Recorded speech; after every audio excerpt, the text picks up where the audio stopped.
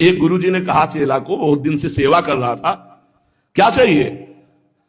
गुरुजी जो आप उचित समझो। उसे बहुत गरीब आदमी हूं, आपकी सेवा में लगा। बोले आज वो अमोघ वस्तु देंगे जिसकी समानता त्रिभुवन नहीं कर सकती। जाओ गंगा स्नान करके आओ। गंगा स्नान करके आए। बोले बेटा राम राम राम, किसी से कहना नहीं, बहुत गुप्त चीज, अमूल्य वस्तु। गुरुजी राम राम राम, किसी से कहना नहीं। क्या दिया? चुपचाप अंदर अंदर जपना जी। बाहर गए तो गाय चरा रहे थे लोग। बोले भगत जी राम राम। गुरुजी कह रहे थे बड़ी गुप्त वस्तु है, अमोघ वस्तु, फुसला दिया। ये तो एक चरवाहा बोल रहा है हमसे राम राम, वही गुरुजी ने बोला है राम राम। मतलब ऐसा तो नहीं करना चाहिए, इतने बड़े संत को, और हम इतनी सेवा की, हमको फुसला दिया राम राम कह के।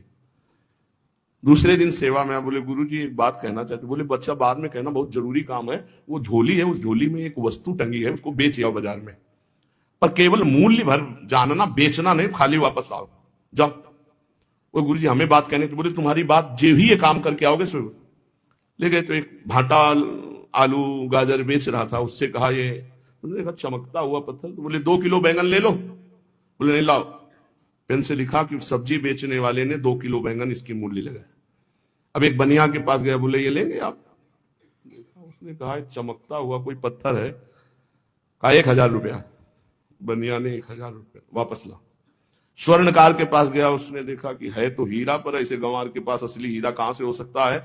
उसने कहा 1 लाख रुपए देंगे। 1 लाख रुपए स्वर्णकार ने। और वो जौहरी के पास गया, जौहरी ने देखा, उसने कहा कि 1 करोड़ रुपया।